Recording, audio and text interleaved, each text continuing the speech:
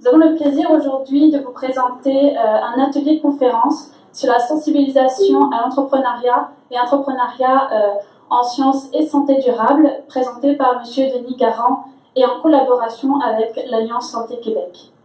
Alors cette conférence en fait s'inscrit dans une série d'activités organisées dans le cadre de la Semaine mondiale de l'entrepreneuriat dont à l'Université Laval. Donc si cette conférence vous intéresse, eh bien sachez que d'autres activités, des déjeuners causeries, des cocktails, des conférences et ateliers sont également organisés tout au long de cette semaine. J'invite maintenant M. André Raymond, qui est directeur du service de placement de l'Université Laval et secrétaire du comité d'action de l'entrepreneuriat et l'engagement responsable, à dire un mot. Alors, bonjour tout le monde, merci. Effectivement, la Semaine mondiale de l'entrepreneuriat volet de l'Université Laval est coordonnée cette année par le CASER.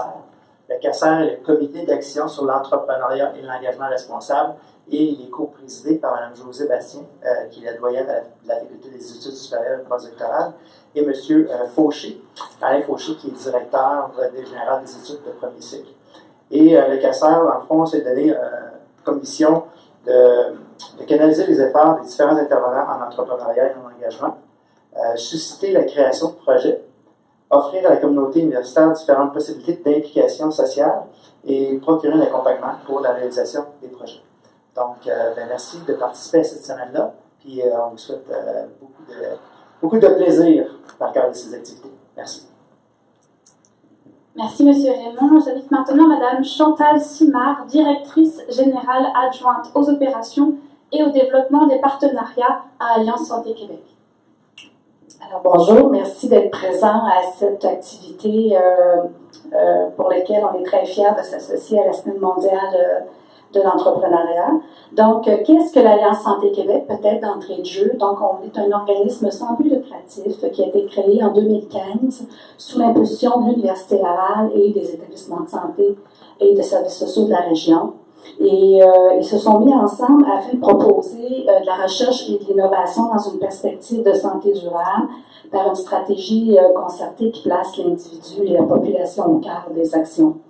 Donc, en fédérant les forces, ce qui a été voulu faire avec les milieux de la région, c'est de faire de la région de Québec et éventuellement de la province, on va commencer par la région, un épicentre mondial d'excellence en santé durable. Puis ça, dans quel but? Bien, maximiser les retombées de la recherche sur la santé et le mieux-être de la population. Donc, c'est vraiment l'objectif global qui est visé par notre organisme.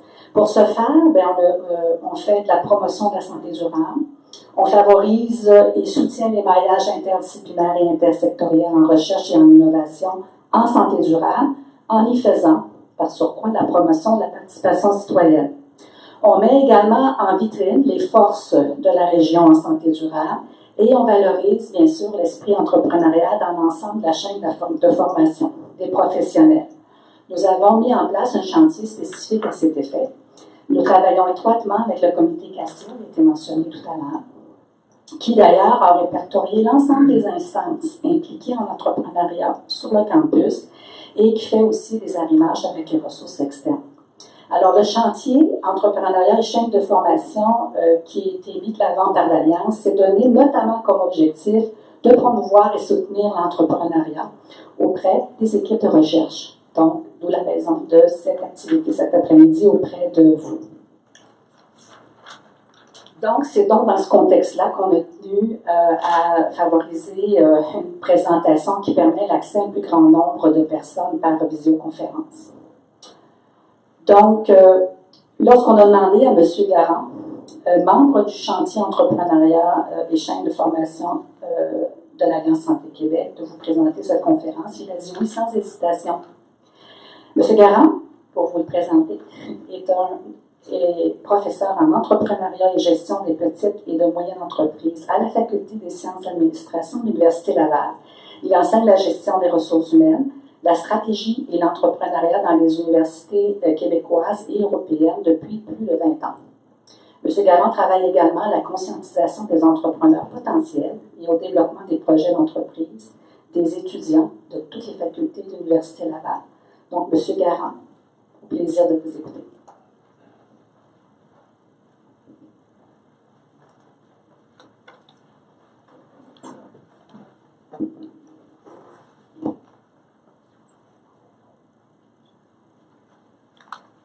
Alors, laissez-moi démarrer ce truc-là qui est où donc?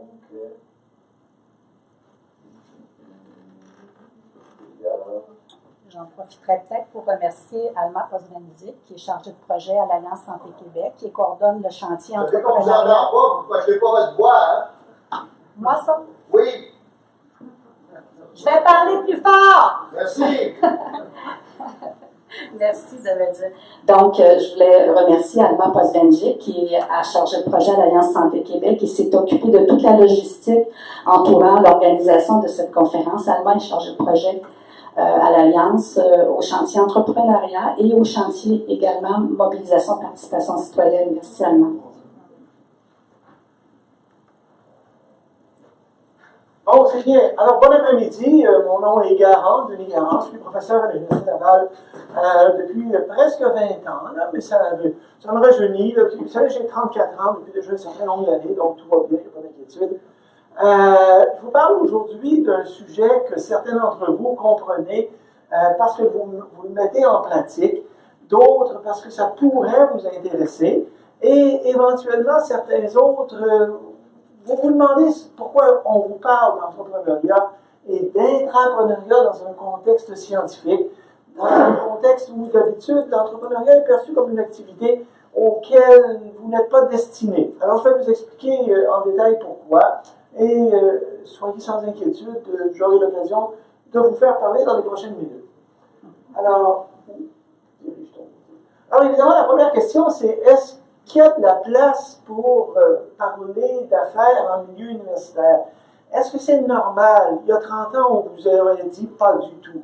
Depuis une dizaine d'années, on vous dit c'est de plus en plus normal. Le milieu des affaires est celui qui attend les retombées de vos découvertes, de vos innovations, de l'apport que vous procurez à la société.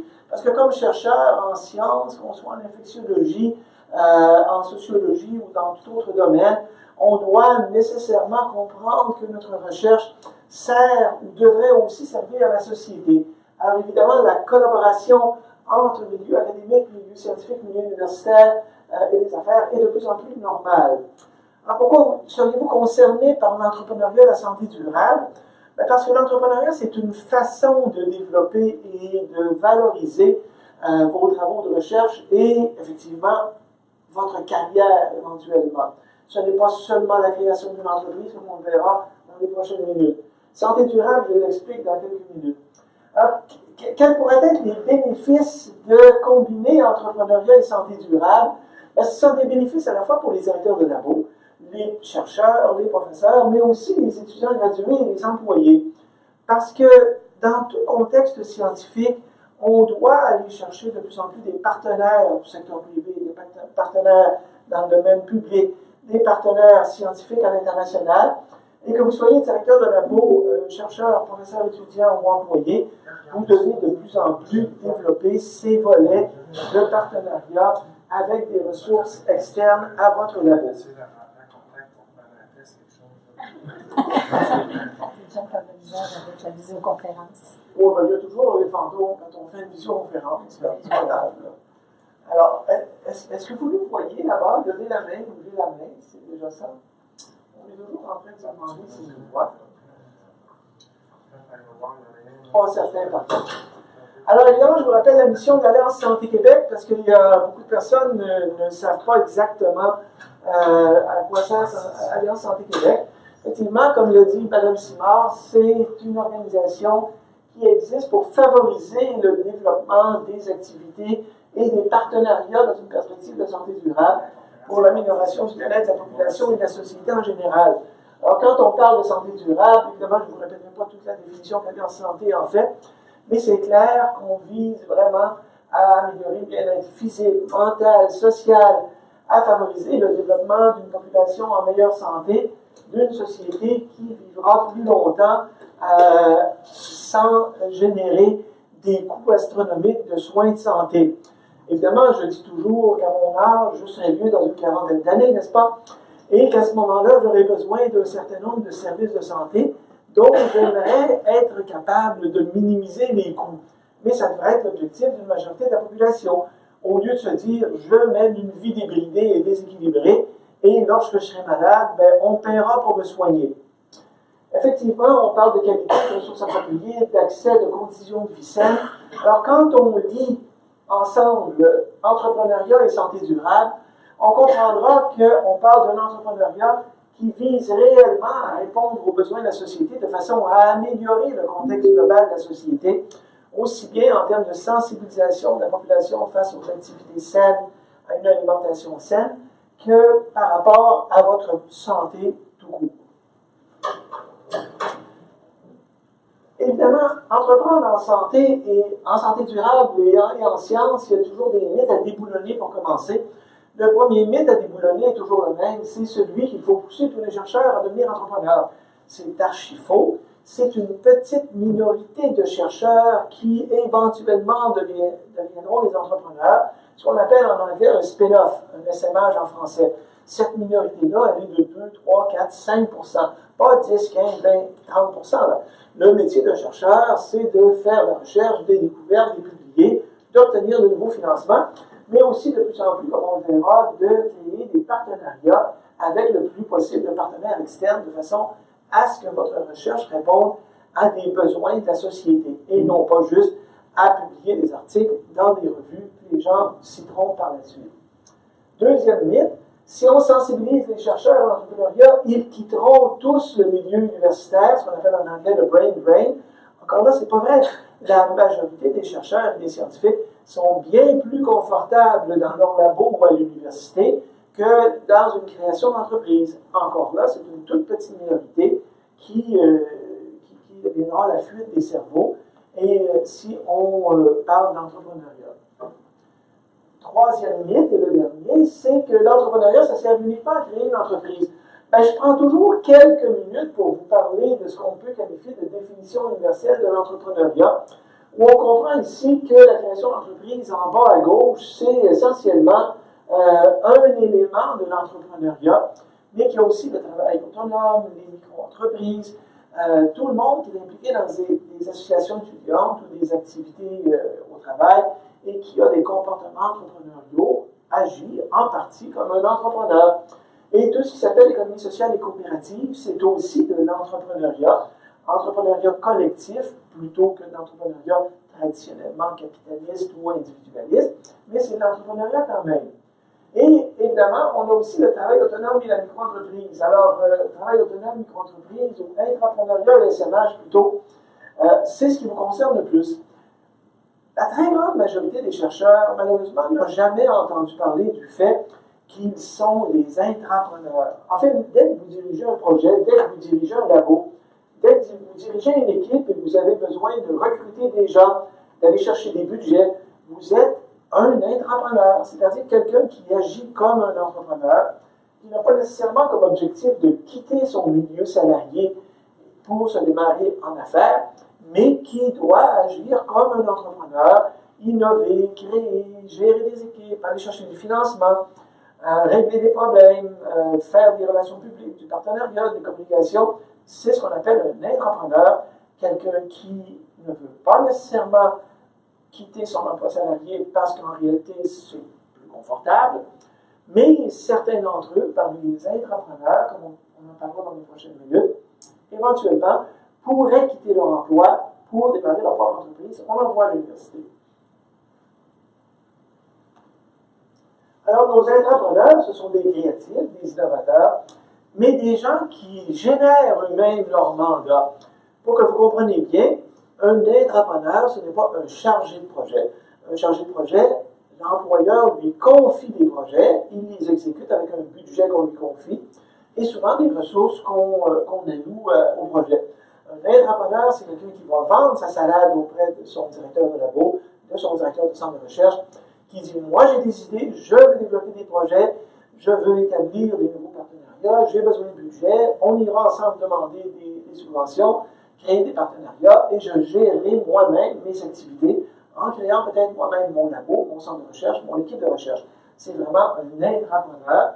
Mais ces intrapreneurs-là, en milieu scientifique, en général, ça préfère rester en condition salariée. Vous comprendrez que ce que je fais depuis 20 ans à l'Université Laval, c'est un travail d'intrapreneur. Oui, de temps en temps, on a des activités externes, mais je n'ai jamais quitté complètement l'université pour avoir des activités entrepreneuriales, le milieu universitaire étant quand même assez confortable. Avant de parler d'intrapreneuriat et de ce qui s'en suivra, je dois revenir aux éléments de base qui vous concernent personnellement. Lorsqu'on parle d'intrapreneuriat ou d'entrepreneuriat, on parle toujours d'individus. Et moi, je travaille avec des individus, je travaille peu avec des projets. Mon métier, moi, c'est de développer les compétences individuelles de chacun, de façon à ce qu'ils aient plus d'habilité et de compétences entrepreneuriales, pour que ces gens-là trouvent des idées, génèrent des projets. Quand les projets commencent à rouler, eh bien là, on vous envoie chez Entrepreneuriat Laval, effectivement, à un moment donné, au vice-rectorat à la recherche, à un moment donné chez Sauvard, éventuellement, vous arriverez avec des investisseurs externes, mais mon travail vise à développer des individus pour développer des projets qui, par la suite, seront pris en charge par les spécialistes des projets entrepreneuriaux. Alors, avant toute chose, il faut parler de créativité, parce qu'il n'y a pas d'entrepreneuriat sans créativité, il n'y a pas d'entrepreneuriat sans individus. Ce sont les individus qui sont créatifs. Vous devriez tous, normalement, être créatifs. Évidemment, plus on étudie, moins notre créativité peut s'exprimer facilement. Alors, je vous pose toujours la question avec un sourire, qui d'entre vous a déjà complété un examen ou un travail de session en écrivant des poèmes? Personne, probablement. D'accord? La créativité, c'est pas juste la poésie, c'est pas juste la création littéraire, c'est pas juste peindre ou chanter ou faire des spectacles de musique. La créativité, c'est d'avoir des idées. C'est d'avoir des idées qui peuvent être transformées en résultats qui serviront à la société. Et c'est très clair que l'innovation qui suit la créativité, c'est un processus organisationnel. Alors, quand on vous demande d'innover, comprenez qu'on vous demande d'être créatif. Une fois que vous aurez été créatif, votre labo, votre centre de recherche, l'université innovera en développant des éléments qui serviront après ça à des partenaires et à la société. Mais la créativité, c'est vous qui devez la développer vous-même. Je ne vous donnerai pas le cours au complet, mais l'innovation, c'est deux sortes d'innovation, l'innovation incrémentale et l'innovation radicale, ou qu'on dit en anglais disruptive. En français, on utilise de plus en plus de rupture. Effectivement, l'innovation radicale ou de rupture, ben, c'est notre ami Newton qui a reçu une pomme sur la tête, ou Galilée qui a glissé dans son bain, ça, c'est des innovations radicales. Ça existe de moins en moins fréquemment, d'accord? De plus en plus, on est essentiellement dans l'innovation incrémentale où chacun fait sa petite découverte, on combine les découvertes ensemble et on crée un nouveau bidule, une nouvelle technologie, un nouveau procédé, mais ce n'est jamais facile, d'accord? Alors, lorsque vous êtes appelé à être créatif, comprenez que cette créativité-là, ça se fait de plus en plus dans un processus d'innovation en équipe, avec des partenaires, et celui qui rêverait d'inventer le nouvel outil pour, comment ça s'appelle, CRISPR, le truc pour approcher des gènes, là, ben, comprenez qu'il y a une dame qu'on voit tout le temps, qui semble être en arrière de ça, mais l'équipe en arrière d'elle, elle est composée de combien de personnes? 5, 10, 15, 20, 100 personnes? Alors, c'est ce qu'on appelle l'innovation, processus organisationnel. C'est planifié, ça se fait au sein d'une organisation, et une organisation, en passant, c'est un labo, un centre de recherche, c'est pas nécessairement une entreprise. L'innovation, comprenez aussi que ce n'est pas seulement l'innovation technologique, l'innovation, c'est toutes les formes d'innovation.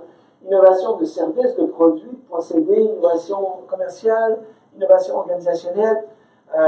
L'innovation, on en a partout maintenant. Alors, parfois, il faut arrêter de penser essentiellement à l'innovation technologique ou l'innovation scientifique et se dire, on pourrait combiner une innovation dans notre domaine scientifique avec une innovation marketing ou commerciale. Je vous donne un exemple. Je travaille depuis quelques années avec une équipe ici qui a développé dans les 25 dernières années le condom invisible, c'est-à-dire le condom féminin, qui malheureusement est encore à rechercher du financement pour faire la phase 3. Phase 3 qui devrait coûter seulement entre 40 et 50 millions de dollars. Et vous comprenez qu'au Canada, cet argent-là, malheureusement, ne tombe pas des arbres. Et une innovation, en plus d'innovation scientifique et technologique là-dedans, c'est une innovation commerciale. Comment le condom féminin ou le condom invisible serait distribué à toutes les femmes du monde qui n'ont pas les moyens de s'en acheter et comment ils seraient vendus à celles qui ont les moyens de s'en payer. Alors, c'est une nouvelle façon de financer la distribution pas un médicament, là, mais d'une technologie médicale, disons, de telle façon à ce que le plus grand nombre sur la planète y ait accès. Alors, l'innovation, c'est beaucoup plus que juste la technologie ou la science. Lorsqu'on parle d'intrapreneuriat, là, on parle vraiment d'individus qui ont des comportements entrepreneuriaux qui traditionnellement agissent presque comme des entrepreneurs, mais qui reçoivent un chèque de paie toutes les 2 semaines ou chaque mois. C'est le propre de la majorité des professeurs d'université, la majorité des directeurs de labo, qui développent sans cesse des nouvelles idées, ont sans cesse des nouvelles initiatives. J'entendais encore Jacques Simard ce matin qui parlait, parce qu'il a été désigné personnalité de la Semaine Radio-Canada. Et Jacques Simard, ben, ça fait 15, 20, 25 ans qu'il travaille sur le cancer du sein et qui s'approche de plus en plus de retombées qui ont une portée commerciale de plus en plus importante. Évidemment, ça prend 25 ans. Dans les domaines scientifiques comme ceux-là, il vaut mieux être un prof et un chercheur à l'université, parce que 25 ans à développer un projet d'entreprise avant qu'il soit rentable, ben, ça ne fonctionne pas. D'accord? Alors, c'est là que votre rôle d'intrapreneur est un rôle important, parce qu'en étant salarié dans un contexte académique ou de recherche, ben, votre salaire vous permet de développer des idées ou des innovations qui prendront, on le sait bien, 5, 10, 15 ans avant d'arriver sur le marché. Ce qu'un entrepreneur qui a créé sa propre entreprise peut généralement ne pas se permettre parce qu'il faut toujours bien qu'il gagne sa vie et qu'il paye ses ressources.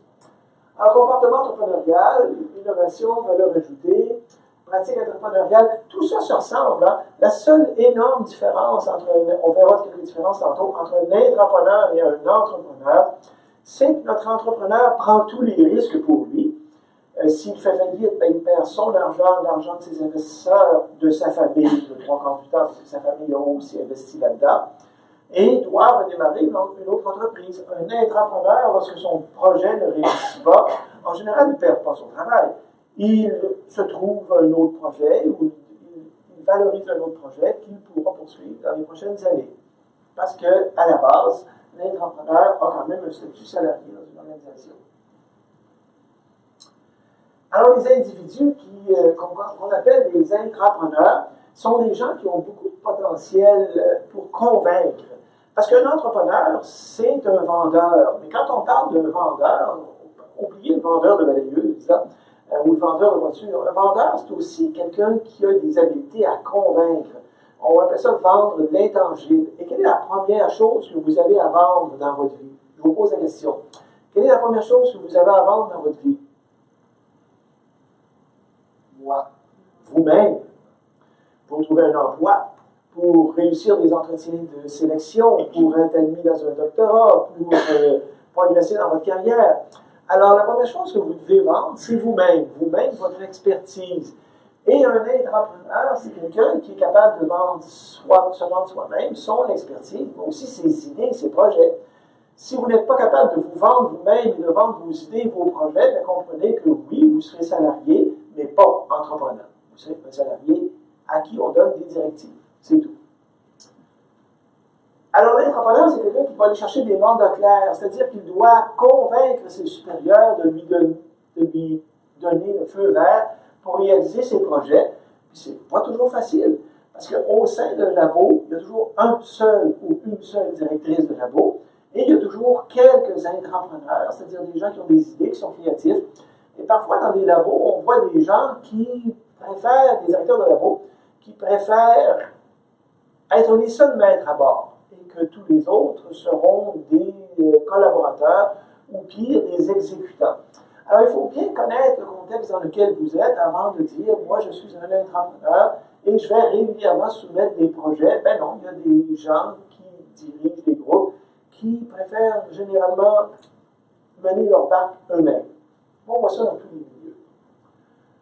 Alors, lorsqu'un directeur ou un employeur refuse qu'un intrapreneur agisse en tant qu'intrapreneur, en lui disant ben, tu as un chèque de paie, fais ta job. Puis si tu as des idées, ben, tu les mettras en pratique lorsque tu dirigeras toi-même ton équipe, eh bien, nos intrapreneurs deviennent frustrés. Et un intrapreneur frustré, bien, généralement, il y a une alternative assez simple. Soit qu'il décide de quitter pour démarrer sa propre activité entrepreneuriale, soit qu'il décide de rester comme salarié, et comme on dit en bon québécois, de prendre son trou. C'est-à-dire, j'accepte de faire mon travail, je garde mes idées pour moi-même, et éventuellement, je mènerai ma barque moi-même. Mais ce n'est pas très bon pour une organisation lorsqu'on brime les intrapreneurs, parce que ces gens-là sont souvent les plus créatifs du milieu. Notre directeur de labo, il a un rôle beaucoup plus de gestionnaire, et souvent, il n'a pas le temps d'être aussi créatif qu'il l'était au début de sa carrière. Ça veut dire que les intrapreneurs au sein de l'équipe sont ceux qui vont générer les nouvelles idées, qui seront créatifs et qui, éventuellement, mèneront à innover davantage. Le profil des intrapreneurs, c'est des gens comme vous. C'est des scientifiques, des techniciens, des spécialistes dans un domaine précis où il y a une pratique bien encadrée. C'est des gens qui ont été embauchés pour leurs compétences et leur expertise technique. C'est votre cas, que vous soyez au doctorat, professionnel de recherche, assistant ou jeune professeur. Vous avez été embauché sur des compétences techniques et professionnelles très, très ciblées. Créatif, innovateur, prêt à prendre des risques calculés. La plupart des gens pensent que l'entrepreneur, c'est un gambler. Est-ce qu'on a un gambler ici? Je ne dis jamais une gambler, ça n'existe presque pas. Est-ce qu'on a un gambler ici? Les hommes au milieu, là, non. Aucun gambler ici. Qu'est-ce qui arrive à un gambler? Tout le monde a fait des cours de statistique. Qu'est-ce que c'est le propre en statistique d'un gambler? Il perd plus qu'il gagne. Il perd beaucoup plus qu'il gagne.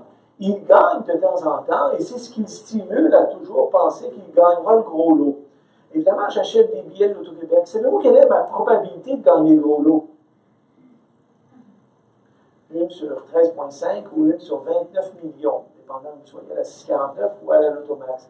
Calculé avec un bon nombre de combinaisons, ça nous donne la certitude de gagner d'ici 2500 ans. C'est très réconfortant. D'accord? Je suis assuré que j'en profiterai jamais. Alors, c'est très clair que prêt à prendre des risques calculés, ben, c'est typique de l'entrepreneur. C'est quelqu'un qui calcule, mais qui est très passionné et pour qui les chiffres ont une certaine importance. Exactement comme quand on achète des billets de loterie. On sait statistiquement que notre probabilité de gagner est infinitésimale. On l'achète quand même. D'accord? Parce qu'il y a une certaine passion ou un certain aveuglement qu'on retrouve aussi chez les entrepreneurs qui font que leur passion leur dira que ben, je vais réussir, c'est normal, c'est mon projet. Et cette passion-là leur fait prendre des risques calculés, parfois pas assez calculés. D'accord? L'entrepreneur est obligé de calculer un petit peu plus parce qu'il est dans un milieu beaucoup plus encadré. Il est quand même salarié au sein de l'organisation. Alors évidemment, notre entrepreneur n'est ni propriétaire ni actionnaire, ce qui fait qu'il ne peut pas faire totalement ce qu'il veut. Il y a certaines limites, mais des limites qui, pour plusieurs individus, la majorité d'entre vous, sont bien plus confortables que de dire j'entreprendrai moi-même en prenant des risques beaucoup plus élevés. On a dit chef d'équipe, projets spéciaux, salaire. Oh, la troisième ligne est importante. Un intrapreneur, malheureusement, au contraire d'un entrepreneur, et c'est votre cas à tous, ne reçoit presque jamais de reconnaissance pour ses efforts, à part une tape dans le dos ou une petite mention dans une réunion d'équipe. Si c'est vous, comme étudiant gradué ou comme professionnel de recherche, qui avez découvert le CRISPR en question, ben, malheureusement, votre salaire n'augmentera pas. Si vous êtes chanceux, vous pourriez peut-être obtenir une job à Oxford, à UT, à UBC ou ailleurs dans le monde, avec une augmentation de salaire respectable. Mais en général, un entrepreneur, on le remercie lorsqu'on le remercie. D'accord? Tandis que l'entrepreneur, lorsqu'il réussit, bien évidemment, il fait des profits, des bénéfices, met son argent aux îles Caïmans, comme tout bon Canadien qui se respecte, et n'investit rien dans sa province. Tout va bien. Alors, effectivement, notre entrepreneur a aussi des liens forts émotionnels avec son employeur, parce que c'est un salarié. Et que nos entrepreneurs, souvent, ben, ils restent entrepreneurs parce qu'ils ont décidé de ne pas quitter pour entreprendre par eux-mêmes. Alors, il y a une loyauté beaucoup plus forte envers leur entrepreneur, tant qu'on les laisse agir comme intrapreneurs et qu'on ne leur dit pas « prends ton trou et fais ta job de salarié ». Et c'est ce que je viens de dire la dernière ligne ici. Tant que votre estime de soi est respectée et qu'on vous laisse la développer, tout va bien comme entrepreneur. Les compétences à maîtriser en entrepreneuriat, ben, c'est en partie ce que vous faites, pas totalement, mais l'innovation, oui, créativité qui mène à l'innovation, prise de risque, et ça c'est différent. Hein? Parce que quand on travaille en sciences, la prise de risque, on n'est pas supposé en prendre trop des risques. Parce qu'on doit établir des devis de recherche, respecter des protocoles expérimentaux, être capable de prévoir ou de prédire ce qui pourrait arriver si on fait des erreurs, plan A, plan B, plan C. Donc vos risques sont vraiment très calculés. Par contre, je suis bien obligé de vous dire que la majorité des grandes découvertes ont été faites dans des contextes d'erreurs, d'oubli, de risques mal calculés, et on s'est retrouvé à un moment donné avec une découverte qu'on n'avait pas tout à fait prévue. Alors, il ne faut pas éliminer complètement la prise de risque, il faut la contrôler, mais pas l'éliminer. L'agressivité stratégique, évidemment, lorsqu'on parle d'agressivité, vous voyez tous un babouin ou un chimpanzé qui est en colère et qui veut vous sauter à la figure. Non, l'agressivité stratégique, c'est-à-dire qu'il faut être proactif. Proactif, on en parle tout de suite après, il faut voir d'avance où on pourrait aller. On doit, en science, être capable de plus en plus de définir quels sont les besoins auxquels on pourrait répondre dans la société. Pas parce que vous êtes au service de la collectivité, mais parce qu'en réalité, vous devriez y penser. Parce que c'est la société qui paie vos salaires, c'est la société qui paie vos subventions de recherche, c'est les partenaires externes qui vous aident à faire vos recherches, et logiquement, vos recherches et vos découvertes devraient au moins servir à quelque chose dans la société, et c'est à vous d'y réfléchir, et non pas à dire « je vais faire ma recherche », quand on l'aura trouvé, on verra à quoi ça sert. Non, ce serait peut-être une bonne idée d'y penser en même temps que vous élaborez vos devis de recherche. L'autonomie d'action, c'est très clair que notre intrapreneur, c'est quelqu'un qui se fait donner une carte blanc-gris. Jamais blanc complètement, jamais gris complètement, mais votre employeur vous donne quand même la liberté d'action qu'on retrouve traditionnellement en entrepreneuriat, sans les risques élevés de l'entrepreneuriat. Si on regarde dans les tests ce que ça veut dire, c'est des choses que vous avez. C'est pour ça que je vous parle d'intrapreneuriat. Capacité analytique, tout le monde a ça ici. Pensée systémique, projective et visionnaire. Ah, visionnaire, pas tout le monde. Le visionnaire, c'est pas juste Elon Musk, là, qui, avec ses autos Tesla et son train à sustentation magnétique, là, comment il s'appelle? Hyperloop. Oui, le Hyperloop, c'est le train qui voyagera un jour, peut-être, dans un tunnel pressurisé, où il roule pas, en réalité, il flotte à 1200 km/h, et on ferait Québec-Toronto en passant par Ottawa en 32, 33 ou 35 minutes. Super! Imaginez qu'il y a le moindre petit accident, tous les passagers seraient liquéfiés instantanément, tout va bien.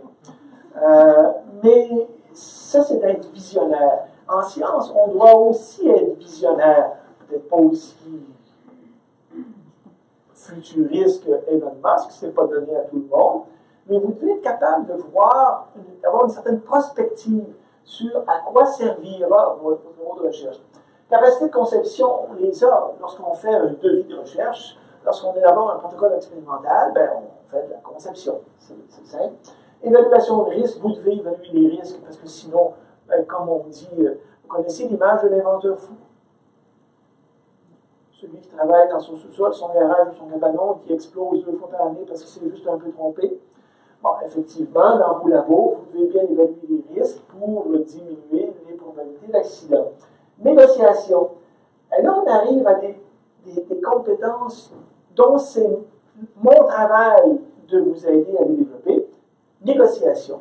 Qui d'entre vous est un bon négociateur? Qui est capable de se vendre, de vendre des idées, des services, des produits? C'est quelque chose qu'on n'apprend pas en maîtrise, ni au bac, ni en maîtrise, ni au doctorat. Et dès qu'on vous demande d'aller chercher des partenaires, dès qu'on vous demande de diriger une équipe, vous devez avoir ces compétences en négociation-là. En communication, oui, il y a la communication scientifique, mais il y a aussi la communication d'affaires.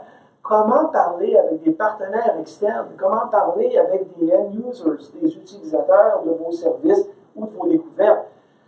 On dit toujours que vous devez être capable de vulgariser, d'expliquer à quelqu'un d'autre, comme si vous l'expliquiez à votre grand-mère, Et votre grand-mère était capable de vous reposer des questions après 10 minutes, tellement elle a bien compris. Pas facile. D'accord? Ça fait partie des compétences que je suis appelé à développer avec vous. Orientation vers l'action. En entrepreneuriat, on est toujours orienté action, action-résultat, parce que c'est ce qui nous stimule. Évidemment, en science, on sait bien qu'on est dans l'action, mais que le résultat peut prendre 2 ans, 5 ans, 10 ans. Et lorsqu'on fait de la recherche en utilisant les gènes de la génomique, on sait que ça ne donnera pas de retombées socio-économiques concrètes avant 10, 12, 15 ans. Ça fait combien d'années déjà qu'on travaille sur les cellules souches? Au moins 15 ans? 20 ans? Est-ce qu'on a des traitements encore basés sur les cellules souches? Ça commence un tout petit peu. Est-ce qu'on a des produits commercialisés fiables? Non, pas encore. Alors, effectivement, orienté vers l'action, en contexte d'intrapreneuriat, oui, mais on doit savoir que l'action prend beaucoup de temps avant d'arriver à des résultats. Polyvalence, parce qu'en affaires, comme en entrepreneuriat, vous devez être plus qu'un super spécialiste. Vous devez être capable de porter plusieurs chapeaux à la fois, parce que vous aurez plusieurs rôles à jouer. Compétences relationnelles, on vient d'en parler, pas seulement avec l'externe, mais à l'interne. En tant qu'intrapreneur, vous aurez à diriger une équipe. Si cette équipe-là, ça ne fait pas partie de vos cordes ou de votre tasse de thé de traiter avec des individus, vous ne serez pas capable d'être un intrapreneur parce que les individus, l'équipe ne fonctionnera pas. Ça sera une équipe tout à fait non fonctionnelle avec un directeur qui est soit déconnecté ou trop introverti. Alors, l'entrepreneuriat, encore là, on retrouve l'image d'un entrepreneur qui est capable de gérer une équipe, qui est capable de communiquer, qui n'est pas un expert là-dedans, mais qui est capable de le faire. Habilité à impliquer d'autres personnes dans ces projets, on a parlé à l'interne et à l'externe, des partenaires à l'interne et à l'externe. Évidemment, il y a toujours des intrapreneurs qui deviennent des entrepreneurs, c'est-à-dire qui décident de quitter leur emploi salarié et de s'en aller eux-mêmes créer leur propre entreprise. Alors, c'est très clair que ces intrapreneurs-là, lorsqu'ils ont quitté, ils font ce qu'on appelle de l'essaimage, du spin-off. Et un spin-off, vous devez savoir qu'en général, ça ne réussit pas. Alors, il faut en faire plus qu'un. Il faut revenir dans son milieu salarié, refignoler une bonne idée et redémarrer par la suite. La très grande majorité des profs d'université que je connais à l'Université Laval et qui ont décidé de faire un SMH en prenant un congé sans solde de 2 ans et peut-être un autre 2 ans par la suite, sont presque tous revenus à l'université parce qu'évidemment, une entreprise, avant que ça devienne rentable, une entreprise ordinaire dans le domaine des services, du manufacturier ou du petit industriel, c'est 3 à 5 ans avant que ça devienne rentable. Une entreprise technologique ou scientifique, avant que ça soit rentable, c'est 7 à 12 ans. On comprendra que 2 congés de 2 ans, ça fait juste 4 ans, ça ne fait pas 7 à 12 ans. C'est pour ça que c'est difficile d'essaimer et on travaille de plus en plus avec des partenaires externes qui sont déjà dans l'industrie plutôt que de quitter soi-même sa job d'intrapreneur ou entreprendre. L'essaimage, je pourrais vous en parler plus longtemps, mais nous sommes limités dans le temps, puis j'en ai plein d'autres pour vous voir de toute façon éventuellement. Mais il y a l'essaimage collaboratif où vous collaborez avec votre ancien employeur, le compétitif où vous êtes en compétition, et l'essaimage sauvage ou destructeur du type vice-président de Coke qui quitte Coca-Cola et qui fonde Pepsi. Ça, c'est vraiment, c'est plus que compétitif. Là, il est parti avec une part de marché importante de Coca-Cola il y a de cela plusieurs décennies. Un élément sur lequel je voudrais insister rapidement aujourd'hui, qui fait l'objet d'autres conférences, c'est la reconnaissance d'opportunités. C'est bien d'être un entrepreneur, mais vous devez comprendre que les idées que vous développez doivent ensuite être articulées dans une vision et un concept que vous pourrez expliquer. Si ça prend 20 minutes à expliquer votre concept, ça ne va pas. Un concept, ça s'explique en une demi-page ou une page et en moins de 5 minutes. C'est un peu plus qu'un elevator pitch, mais on n'est pas loin de là. Et ce concept-là doit répondre à des besoins du marché. Si vous inventez la 257e forme de trappe à souris, est-ce qu'on a besoin encore d'une 257e forme de trappe à souris? Pas certain. D'accord? Alors, vous devez inventer quelque chose qui répond aux besoins du marché, des partenaires de votre milieu, et vous devez vous habituer à utiliser votre créativité, vos sens et votre intuition pour percevoir les besoins des partenaires et du marché. Quelqu'un qui travaillerait en rhumatologie, ou qui travaillerait en pneumologie doit penser à ce que les utilisateurs ont besoin. J'étais jeudi soir passé à une conférence de Québec international où les gens de l'UCPQ présentaient deux entreprises, dont Oxina, une de celles-là, qui ont donné des résultats dans les dernières années. Et ces gens-là ont pensé à transformer un produit existant en un produit tellement novateur que les partenaires qui sont allés voir ont dit on va vous aider, vous financer en moins d'une heure. En moins d'une heure, ils ont dit on embarque là-dedans, on investit. Pourtant, ils étaient arrivés avec quelque chose qui n'était même pas un prototype. C'était comme un gros plaster, puis c'est tout. Là, on va avec ça. C'est ça. L'intuition, ça sert à quoi? Est-ce qu'il y a des hommes qui ont de l'intuition ici? On voit un qui sourit. Est-ce qu'il y a des femmes qui ont de l'intuition? Toutes les femmes disent oui. C'est quoi le problème de l'intuition en science? Est-ce que c'est normal? Est-ce que c'est rationnel? Est-ce que vous devez rejeter toute intuition quand vous êtes dans une démarche scientifique? Ben non. Il faut l'utiliser à bon escient. Les hommes utilisent mal leur intuition parce que leur père et leur grand-père leur ont toujours dit vous ne devez pas avoir trop d'émotions visibles. Mokhtar, est-ce que ton père t'a déjà dit que tu avais le droit de pleurer? C'est sûr. Probablement pas. D'accord? Alors, une intuition, ce n'est pas juste une émotion négative, c'est une émotion qui vous sert à saisir des opportunités, à être capable de reconnaître une opportunité que vous pourriez valoriser. C'est le même qu'il faut le voir. Donc, en intrapreneuriat et en entrepreneuriat, cette intuition-là, c'est quelque chose dont vous devez vous servir parce que c'est ce qui vous permet de trouver des idées qui pourraient marcher. Évidemment, avec ces idées-là, il faut faire un concept clair, un concept que vous pouvez expliquer en peu de mots rapidement pour convaincre les gens. Encore là, en sciences, c'est difficile. Ceux qui sont étudiants gradués, on vous donne accès depuis plusieurs années à des concours comme ma thèse en 180 secondes ou des exercices que je fais, moi, dans mes ateliers ou dans mes cours, des exercices d'elevator pitch. C'est comme si on montait en ascenseur une centaine d'étages et qu'on est 1 ou 2 minutes dans l'ascenseur. Vous avez 1 ou 2 minutes pour me convaincre que votre idée ou votre projet est le meilleur et que je devrais soit vous embaucher, soit investir dans votre projet. Bien, ça, c'est un concept clair, crédible et réaliste. Mais c'est comme ça que vous devez développer votre démarche scientifique pour être capable d'expliquer rapidement et clairement à des partenaires qu'est-ce que vous voulez faire et comment vous voulez le faire. Évidemment, ça doit répondre à des besoins qui sont existants, émergents, latents ou même prospectifs, voire inexistants. Vous allez me dire comment on fait pour identifier des besoins latents. Je vous donne toujours l'exemple très clair et très croustillant de lorsque je serai vieux, dans 40 ans, et que les jeunes ici, de 20 à 30 ans, devront changer mes couches. Qui voudrait le faire? Personne ne lève jamais la main. Vous devez penser à des systèmes créatifs et innovants qui font que lorsque ma génération de baby boomers sera encore vivante de 90 à 120 ans, parce que c'est notre espérance de vie, n'est-ce pas, en santé durable, vous devrez développer des concepts, des modalités de soins, toutes sortes de choses qui feront que, oui, on aura encore notre cerveau peut-être en bon état, une partie de notre corps encore en bon état, mais d'autres parties qui résolument vont mal fonctionner. Alors ça, c'est des besoins latents, c'est des besoins prospectifs auxquels vous devez penser et qui peuvent vous permettre éventuellement de répondre à des besoins de la société auxquels personne d'autre n'aurait pensé. Alors ça, c'est une démarche entrepreneuriale très claire et l'intrapreneur en sciences doit aussi le faire. Juste en parlant de ça, je prépare actuellement cet automne 3 projets pour le nouveau concours FRQ Audace. Les Fonds de recherche du Québec viennent de lancer un projet pilote qui s'appelle Audace. Et ça nous oblige à travailler en équipe inter- et transdisciplinaire, ce que je fais depuis 7 ans, donc ce n'est pas nouveau pour moi. Mais ça nous permet de déposer des projets qui, traditionnellement, sont qualifiés de farfelus.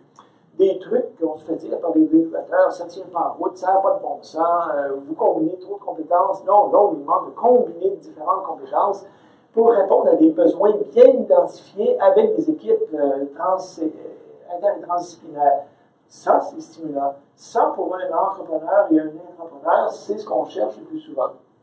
Alors, valider votre idée, bien, vous devez être capable, lorsque vous pensez à des idées, même en recherche, de comprendre s'il y a une clientèle pour ça. Est-ce que je réponds à un besoin? Valider le besoin par exemple des amis, des collègues. Pensez-vous que cette idée-là a de l'allure? Je voudrais inventer quelque chose, je vous donne un exemple qui est d'actualité, qui le sera encore plus dans la prochaine année. Je voudrais aider les scientifiques à développer un test pour mesurer le niveau de cannabinoïdes dans le cerveau des gens, et idéalement chez les jeunes adultes et les adolescents, ou chez les gens qui vont conduire au volant avec un taux de cannabinoïdes trop élevé. Mais il n'y a pas de test précis jusqu'à maintenant, mais il faut se dépêcher, hein, parce que d'ici moins d'1 an, il y aura une partie de la population qui conduira avec l'esprit un peu bleuté, et qu'on sait très bien que conduire l'esprit bleuté atténue un peu vos réflexes et votre perception de plein de choses. D'accord? Mais il n'y en a pas de test encore. Alors, si vous aviez des propositions de recherche à faire dans la prochaine année, ça serait peut-être des idées comme celle-là, qui traditionnellement seraient jugées farfelues, mais là, il semble que dans 1 an, ça ne sera plus farfelu. Alors, ajustez vos idées, testez vos idées, et éventuellement en faire un modèle d'affaires. Et évidemment, malheureusement, le modèle d'affaires, c'est quelque chose dont je traite dans une autre activité. Mais un modèle d'affaires, c'est un peu une carte de visite en 3 dimensions. C'est votre carte d'affaires en 3 dimensions qui souvent tient en un tableau que vous pouvez montrer à des partenaires. Vous ne donnez jamais la copie, vous la reprenez après, vous l'expliquez, vous la reprenez. Mais c'est d'expliquer tout ce qu'on veut faire. J'ai participé l'an passé à un concours qui était organisé par la Fondation MacArthur aux États-Unis. Le concours s'appelait 100 and Change. Il fallait développer des projets qui avaient la possibilité, un seul projet avait la possibilité de gagner 100 millions, toute la planète au complet. Bon, et pour faire ça, il a fallu développer un modèle d'affaires sur le projet de condo invisible. Il n'y avait pas de modèle d'affaires depuis 25 ans. Depuis qu'on a un modèle d'affaires, les choses sont beaucoup plus claires. Bon, je ne vous dirais pas qu'on trouvera les 50 millions dans les 2 prochaines années. Évidemment, j'attends toujours de gagner le l'automax pour investir moi aussi là-dedans. Mais vous connaissez les probabilités, il vaut mieux faire autre chose que juste penser à ça. Alors, le modèle d'affaires, j'en parle dans une autre activité. C'est malheureux, on n'a pas le temps. Mais je pourrais vous en parler longuement parce que c'est très proche d'un devis de recherche, mais appliqué avec des partenaires. Alors, en conclusion, il faut comprendre que toutes les organisations ont besoin d'intrapreneurs. Ces intrapreneurs-là, c'est des gens qui amènent les idées, qui développent les projets, qui génèrent les équipes, qui peuvent transformer un centre de recherche en centre de recherche traditionnel, en un centre de recherche hyper innovant, parce que tout le monde utilise sa créativité de façon entrepreneuriale et non juste pour répliquer ce que les autres ont fait avant. Vous devez développer des compétences qui sont très proches de celles des entrepreneurs. Et dans un domaine scientifique, c'est toujours un défi d'être entrepreneur. Parce que souvent, on se fait dire, on te donne des tâches à faire et c'est à ça que tu dois te limiter. Et plus on parle d'intrapreneuriat, plus on doit comprendre que les gestionnaires qui vous dirigent doivent aussi comprendre ce que c'est qu'un intrapreneur. Parce que les intrapreneurs, c'est des gens qui dérangent. Trop d'idées, trop créatifs. On veut trop développer nos choses à nous-mêmes plutôt que de faire ce qu'on nous dit de faire. Par contre, lorsque l'activité entrepreneuriale est bien gérée, on en vient à avoir des organisations beaucoup plus dynamiques et où on génère beaucoup plus de découvertes et de partenariats avec des partenaires externes. Par contre, il y a des limites à l'intrapreneuriat, et je terminerai avec ça. La première limite, c'est comment promouvoir l'intrapreneuriat lorsqu'on a un entrepreneur fort. Évidemment, si le directeur de labo est quelqu'un qui dit « c'est moi qui décide des projets, c'est moi qui dirige les projets, et si vous avez des idées, mettez-les dans le boîte de suggestions, puis je regarderai éventuellement », c'est pas la bonne approche. C'est pas comme ça que vous allez favoriser la créativité, l'entrepreneuriat et éventuellement l'innovation dans votre labo. Comment on fait pour savoir si on accepte ou on refuse des projets d'employés ou de collaborateurs? Des fois, ça n'a pas d'allure. Mais il faut les aider à avoir des projets qui, effectivement, seront mieux structurés et qui pourront donner lieu à des collaborations plus complètes. Quelles sont les possibilités de récompenser l'intrapreneur? Ça, c'est une grande question. Parce qu'un intrapreneur, dans un contexte universitaire ou scientifique, c'est quelqu'un qui peut éventuellement être à la source d'innovations qui généreront des millions de dollars. C'est jamais le même matin. C'est dans 5, 10, 15 ans, 20 ans, Alors, il faut trouver un moyen de récompenser l'intrapreneur pour ses découvertes et sa créativité, bien avant que ça ait généré de la rentabilité, sachant que la rentabilité, c'est même pas certain qu'on la voit nous-mêmes, parce que ça viendra dans trop longtemps. Alors ça, c'est une difficulté qu'on a dans toutes les organisations, puis en milieu de recherche, c'est encore plus difficile. Est-ce qu'on vous récompense parce que vous avez publié un article? Ben oui. Mais on pourrait vous récompenser aussi parce que vous avez trouvé un partenaire, que vous avez amené un partenaire externe, parce que vous avez intéressé quelqu'un qui a fait un don, qui a créé une fondation qui vous finance. On pourrait vous féliciter, vous récompenser parce que vous êtes allé chercher une ressource qui s'est ajoutée à l'équipe.